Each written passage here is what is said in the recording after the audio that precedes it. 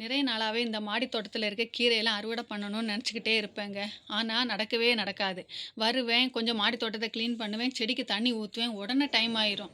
உடனே ஓடு பால் போடுறதுக்கு அப்படிங்கிற மாதிரி இருக்கும். வரக்கூடிய டைம் எல்லாம் பார்ப்பேன். ஐயய்யோ! இன்னைக்கு வெட்டலையே! ஐயய்யோ! விட்டுட்டு போயிட்டேனே! அப்படின்னு சொல்லிட்டு மனசுல எண்ணமா இருந்துட்டு இருந்துச்சு. இதுக்கிடையில என்ன பண்ணேன்னா, வெட்டாம விட்டுட்டேனேன்னு சொல்லிட்டு பூ வைக்க தொடங்கிருச்சுங்க. அதனால பூவ கிள்ளி விட்டுட்டு போயிட்டேன். கிள்ளி விட்டாவாவது பக்க கிளை வந்து அப்படியே வளர்ந்து நிக்கட்டும். அப்புறமா நமக்கு கட் பண்ணி எடுத்துடலான்ட்டு.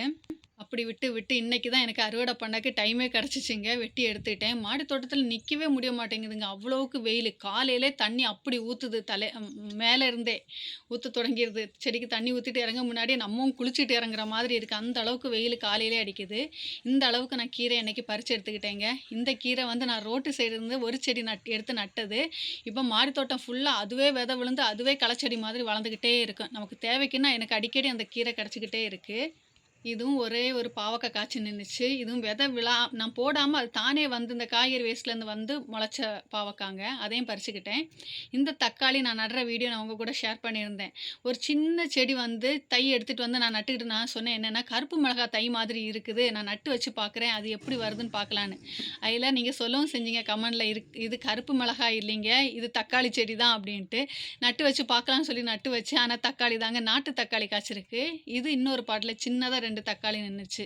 இதெல்லாம் தானே முளைக்கிறதுங்க. அப்ப நான் நட்டு வச்சாலாம் எப்படி வளரும்? ஆனா நான் நட்டு பார்க்கக்கூடிய டைம் இல்லாம, இது தானே வளர்ற தக்காளி, தானே காய்க்கிற பாவக்கா, தானே முளைக்கிற கீரை அப்படின்னு பறிச்சுட்டு இருக்கேங்க. அவங்களாயிட்டே குடுக்குறாங்க. அத நான் வாரத்துல 1 வாட்டியோ, 2 வாரத்துக்கு 1 வாட்டியோ அறுவடை பண்ணிக்கிட்டு இருக்கேன். இது ஒரு இலுவாச்சி மல்லிங்க. இத கட் பண்ணி விட்டு மொட்டு வச்சிருக்குதுன்னு சொல்லிட்டு அதுவும் ஷேர் பண்ணியிருப்பேன். இப்போ பூ பூத்திருக்குதுங்க. பூ பூத்த பூவெல்லாம் சில டைம் பறிக்காம விட்டுட்டே வந்துருவேன். டைம் ஆயிரும்ன்ட்டு. இன்னைக்கு கொஞ்சம் பறிச்சு இதுக்கு கூட எடுத்துடலாம் சொல்லிட்டு கொஞ்சம் பறிச்சு எடுத்துக்கிட்டேன். நல்ல வாசனை. எ இதோட ஸ்டோரிய நான் இன்னியொரு நாள் வீடியோல நான் ஷேர் பண்றேன். அப்படியே போயிட்டே இருக்கும். நல்ல வாசனையான பூங்க. ஆசை நெறைய நாளாவே இத நடணும் நடணுன்ட்டு. அப்படி நட்டது தான் இந்த இலுவாச்சி பூ. எவ்வளோ அழகா பூத்து நிக்குதுன்னு பாருங்க. இந்த வெயிலுக்கு சூப்பரா பூக்குதுங்க. இந்த அளவுக்கு ஒரு கைப்பிடி அளவு கிடச்சிச்சு. பூவோட நிறத்த பார்த்தீங்களா? எவ்வளோ அழகா பளிச்சுன்னு இருக்குது. இது ஒரு குண்டு மல்லிங்க. இது பழைய வீட்லேருந்தே என் கூட இருக்கிறது. பெரிய பாட்ல வைக்காம சின்ன பாட்ல வச்சிருக்கேன். அதால முடிஞ்ச அளவு உள்ள பூவ தானே குடுக்க முடியும். அதனால கொஞ்சம் பூ தான் அது குடுத்துச்சு.